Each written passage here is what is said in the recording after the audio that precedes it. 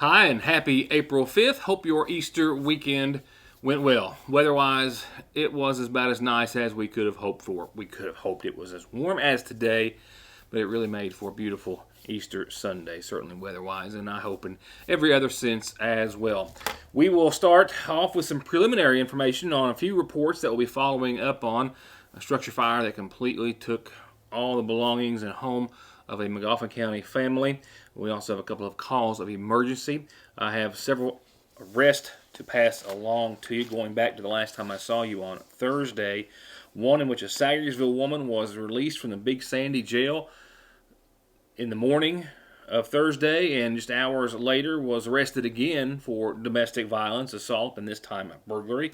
We'll also have an arrest pertaining to a man arrested for more than 5 pounds of marijuana and other marijuana-related products in his possession, and also another drug and cash-related arrest here in McGoffin County, and a host of other news and information. And we'll have your state COVID update for today to start us off on what will now be a bit of a reset for Kentucky, as we have now officially ended our winning streak, if you will, in regards to consecutive declining cases week by week to the tune of 11. Kentucky has now plateaued, but numbers have also kind of reversed just a bit in hopes that that will not be a trend that other states are seeing. We'll have that. It's vaccine information from the state level and your local COVID update and other information to come later in the week. While it was a beautiful Easter weekend weather-wise, it wasn't a great weekend for all. More on that structure fire here in McGoffin County in just a few moments. Also, since I saw you last on Saturday, there was a serious car crash that happened in Morgan County. It was on 460, and it was in that portion of Morgan County where, and on the other side of West Liberty, if you will, where 63-year-old James Mitchell of Mize was traveling in his 87 Ford Ranger, and he had lost control of the vehicle. He crossing into the eastbound lane, and he collided with a tree and was pronounced dead at the scene by the Morgan County Coroner's Office Coroner Raymond Van Cleve. Kentucky State Police were helping to assist in the investigation. That was a single vehicle crash that was again fatal, claiming the life again of 63-year-old James Mitchell of Mize. A car crash here in McGoffin County, a car fire, and a structure fire among the emergencies responded to over the holiday weekend. Glad to report a non-injury incident involved in this car fire. District 3 Fire Department and others responding to the Green Carpenter Hill area over the course of the weekend. No details as of airtime, but the car obviously caught fire while traveling on Route 7. Once again, the occupants were uninjured, while the car was a total loss. This vehicle was involved in a single vehicle crash over the course of the weekend. Right near the Gun Creek Church on Gun Creek, the car traveling towards Royalton. The driver out upon arrival of emergency personnel. Initially refused medical treatment, but I think may have gone to the hospital. The driver, the only occupant of the vehicle striking a culvert and an embankment before coming to a rest, as you see here.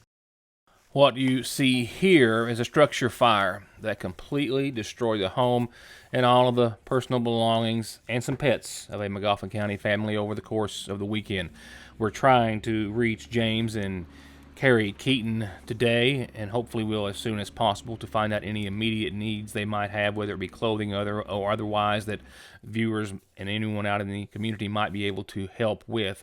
What I have been able to confirm right now is that the Keatons were not at home, nor was their little girl, Callie, when the fire broke out over the course of the Easter weekend. They did return, however, to find it a complete and total loss. They also lost, I believe, some baby chicks and guinea pigs that the little girl had inside the home. The cause of the fire is unknown, as per my knowledge, at this hour. I do know that the Bloomington and Middle Fork Fire Departments both responded in an effort to try to save the home, but were unable to do so. There is a GoFundMe page which has been established in the Keaton family's honor that has, as of now, raised over $1,000 of a $5,000 goal. That's one of the ways that you can, of course, assist this McGoffin County family. And again, as soon as we can reach the Keatons, we'll try to have some more information about any other possible needs, immediate needs that they may have, clothing or otherwise. I'll have a report or an update on the fire on tomorrow's program. Always the time for new beginnings and redecorating. or at least adding a few new favorite pieces to your home decor. And the seasonal shop has just finished resetting their entire home decor section with all new merchandise. It's all there: classic favorites, new trends, and the unusual pieces that can set your decor apart from everyone else. Farmhouse, timeless blue and white pottery, natural woods, beaded accents, bohemian, bees, lemons, copper, white pottery, and equestrian. It's all there. And it's all there with local delivery, layaway, and curbside pickup. It's the only place like it. The Seasonal Shop in downtown Sayersville. TracFone has brand new deals, brand new plans, and a brand new line of phones, and Fraser's Prater Drugstore has them all, like iPhone 6S's prepaid for only $114.99. We dare you to find it anywhere any cheaper. Yes, $114.99. So stay connected, stay in touch with major savings on all new TracFone plans and devices at Sayersville's Fraser's Prater Drugstore.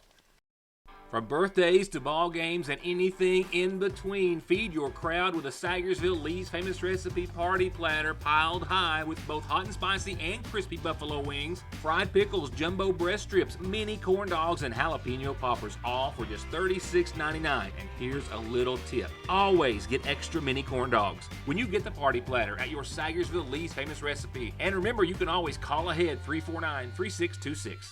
Get absolutely every mile you can out of the season with great deals right now at Conley Tire in Staffordsville. Get up to $70 back on a set of new Coopers or new Hancooks, up to $120 back on new Michelins, up to $150 on new Goodyears, where you can keep your stimulus money and drive safe with 6 months no interest. At Conley Tire in Staffordsville and at conleytire.net. There's no missing that this is the new McFarland and Tinker Law Office location on the Mountain Parkway in the former Farm Bureau building in Sayersville, just like there's no denying that their nearly 60 years of legal experience has won their clients millions and millions of dollars in disability, auto accident, and wrongful death cases. It's where your case matters to you and to us. McFarland and Tinker, also Griffey approved.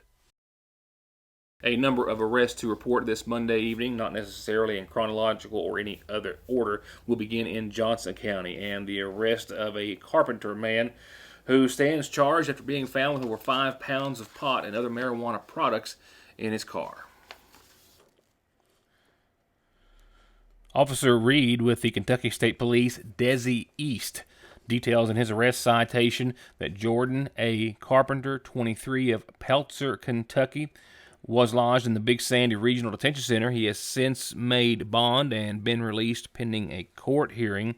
This happening on Thursday afternoon in the range of around 3 o'clock. It was around that time that troopers with the Kentucky State Police, 2 separate troopers other than Reed, saw Mr. Carpenter not wearing a seatbelt as he was traveling in the Staffordsville area of Johnson County and suddenly turning into the Dollar General store there at the intersection of 40 and 142 and not using a turn signal as he did. That's when the state police who were in the area approached him, made contact with him as he exited the vehicle, and then began to question him.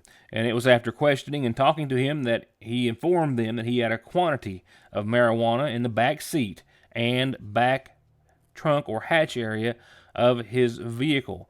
Authorities then, of course, did a search, and they seized a large quantity of processed marijuana, marijuana wax, and a quantity of THC vape cartridges.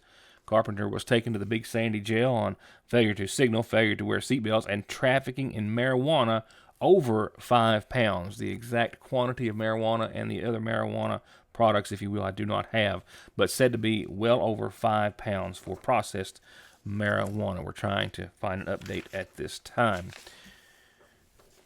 In another arrest here in Montgomery County, while conducting traffic control on the Mountain Parkway, David Michael Tackett was found by authorities to be known not to have a valid operator's license when he drove by police in his pickup truck. Authorities with the Montgomery County Sheriff's Department first spotted him behind the wheel, realizing he didn't have an official license to do so. He was pulled over, and authorities saw a syringe lying in plain view on the dash. Kentucky State Police also assisted in the investigation and noted that he failed all field sobriety tests that were administered to Mr. Tackett on the scene. A search of his vehicle turned up a loaded chambered pistol within reach. Also, over 5 grams of methamphetamine and over $6,500 in cash, which authorities are investigating as the proceeds of drug activity. David Michael Tackett is 33 from White House and was charged with possession of a controlled substance, methamphetamine, second offense, trafficking in the controlled substance of methamphetamine, second or greater offense, over 2 grams, and being a convicted felon in possession of a handgun. This arrest took place at the intersection or near the intersection of Route 7 and the Mountain Parkway in the city limits of Sayersville. And our last report for this evening centers around a Sayersville woman who was released from the Big Sandy jail at 10:14 on Thursday morning. And less than 6 hours, or approximately 6 hours later, was arrested again, both times for domestic violence. I only have details of the second arrest, which also contains a burglary charge, which says that authorities, Sayersville Police Department, were dispatched to a Combs Street residence off of Dixie Avenue in Sayersville after an assault had been reported by the resident saying that this woman, Crystal Bailey, burst through her door without any permission or invitation and started attacking the resident exhibiting several marks. She was even bitten, bite marks showing on her arm where the defendant had bitten her as well. The victim saying that Bailey was attacking her because she thought she was trying to steal her boyfriend. Bailey actually left the scene before police arrived and was arrested a short time later and charged again with assault in the 4th degree for the second time in about 24 hours, this time as well for burglary in the 2nd degree. She's still in the Big Sandy jail at this hour. More headlines to come right now. Tonight's McGoffin Farm Bureau community calendar. And in lieu of myself not being here on Friday, I've got a few belated birthdays. I've got a bunch of birthdays to pass along. Let's just leave it at that and say happy birthday to these folks. First and foremost, to our friend, our beloved Jimmy Allen. He celebrated his birthday last week, and I didn't have a show last Friday. My apologies, Jimmy, but Nina and a whole lot of folks that I just don't have time to go into because you know how much we all love you and respect you. And we all just want to say happy birthday. Jimmy turned 91 last week, everybody. So please, a happy belated birthday to our friend Jimmy Allen. Happy, happy, happy, happy birthday to you from your family and a whole lot of friends, Jimmy. Bill Meade celebrating his birthday last Friday as well, from Leanne and Holly and Will, Marvin, Sherry, and Margie. Happy, now belated birthday to Bill Meade as well. Happy birthday to Bill Meade. A couple of quick reminders on the calendar. First, that kindergarten registration is ongoing until this Friday, 8 till 3 daily at South McGoffin Elementary. If you have any questions, 884-7325 is the number to call. If your child is going to be 5 or older, it's going to be 5 years old on or before August the 1st. And remind you as well, I need to, that the flag-raising ceremony in honor of National Donate Life Month, not until Monday the 12th. So we've got this week to remind you. It's next Monday is when the event is going to be held, and I'll be reminding you because it's going to be a really nice event at the Justice Center, brought to you by Circuit Clerk Tanya Arnett Ward. When you've got an announcement and you want on the program, you know how it works. This is how you get it to me, and I can tell everyone about it. I have 2 other announcements this evening that come by way of the McGoffin County Funeral Home, who sponsors our nightly obituaries. Services have been set for 76-year-old Harold Minix of Sayersville, who passed away on Thursday, survived by his son David Minix and daughter Elizabeth Tackett. Four brothers, Lester, Hager, Donald, and Doyle Minix. Sisters Helen Mulholland, Iris Brown, Dorsey Ann Davis, Charlotte Jackson, and 5 grandchildren. Harold is preceded in death by his wife, Sharon Minix. Funeral services will be held tomorrow morning at 11 from the McGoffin County Funeral Home. Friends can visit the funeral home this evening and prior to tomorrow's services. And 84-year-old Aline Shepard Allen of Old Burning Fork passed away yesterday, preceded in death by her husband, Darvin. She survived as well by her son, Greg Allen, our McGoffin County attorney, Jennifer Howard, her daughter, and a number of grandchildren and great-grandchildren, and a sister, Alma Holliday of Lexington. Funeral services to be held in her honor this Wednesday at 1. They'll be graveside at the Allen Rudd Cemetery in Royalton. In lieu of flowers, the family has asked for contributions to be made to the Licking River Baptist Church or the Compassion Care Center Hospice in Richmond. Bud and his staff at Parkway Pharmacy are proud to announce the newest member of their team, and yours, pharmacist Dustin Jones, who's actually the grandson of Janet and the late Paul Jones of Dixie in Salyersville. And his addition of over 12 years of experience in inpatient and outpatient services gives you unmatched availability and care when it comes to your health and medication. Parkway Pharmacy, where you can always talk to a pharmacist when you need one.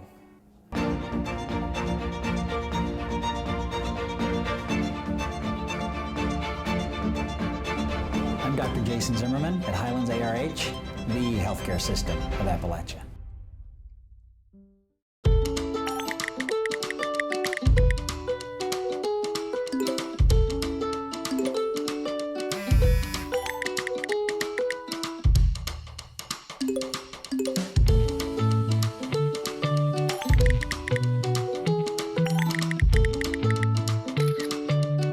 With the power to bring us together even when we're far apart, we keep families connected. We are you. We are Appalachian Wireless. Your local COVID update a little later on in the week, but right now it's that from the state, which was released earlier today. And as we knew late last week, starting today, anyone over the age of 16 in Kentucky is eligible to get the COVID-19 vaccine.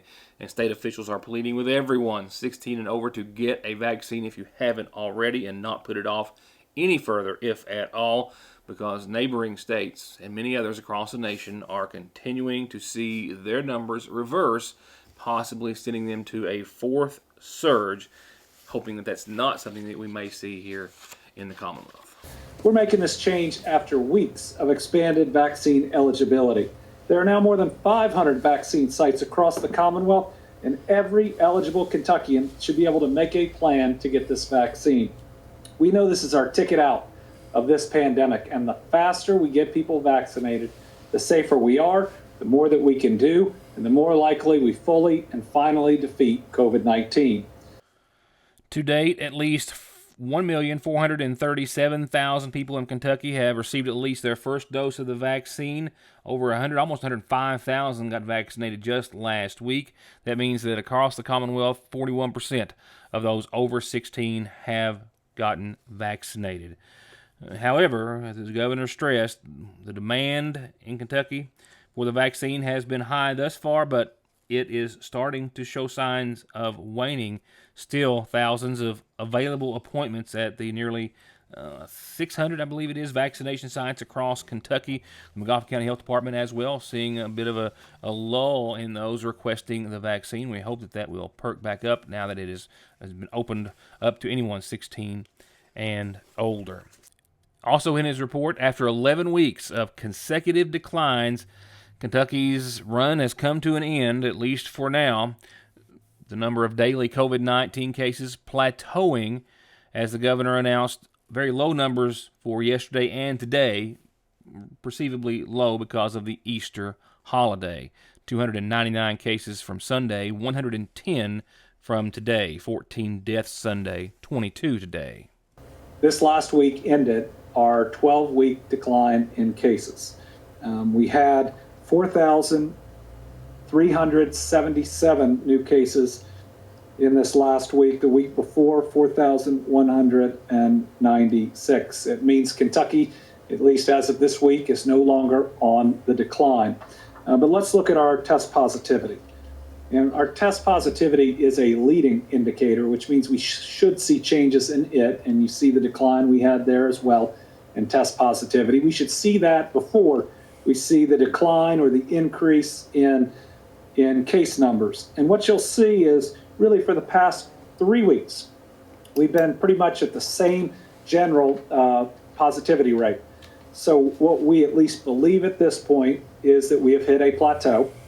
Beshear also officially lifted the travel restrictions that have been in place for Kentuckians. That is for those who are fully vaccinated, have had both shots of the Moderna or Pfizer 2 weeks thereafter, or a shot of the Johnson & Johnson, saying that travel is not safe for those who have not been vaccinated, but lifting restrictions for those who have been fully vaccinated. Well, that's going to wrap it up, with the exception of a forecast. Looking ahead at the first full week of April, I've got an 80 in there for you.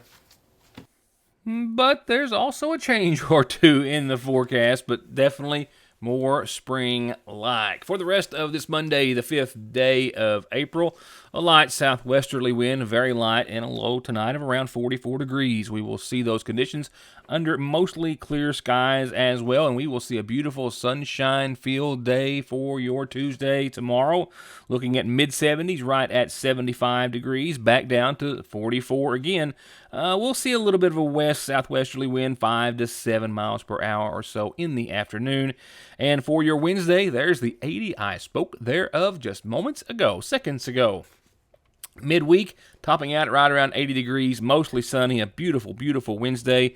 Nothing more than a calm wind that will start to become a little south-southwest, 5-6 miles per hour so in the afternoon. But you will notice at the bottom of your screen on Wednesday's page there, a 30% chance of showers. That is mainly after 5 a.m. Nighttime lows in the 50s, so that's very, very nice. A low of 52, but our next setup gives us shower chances, slight ones, overnight Wednesday, but good ones into your Thursday. I think we're also going to be in for a few thunderstorms on your Thursday as well. 75 showers and thunderstorms anytime after 10, 55 that night. By tomorrow, certainly Wednesday, we'll have a better idea as to the possibility of any severe thunderstorms.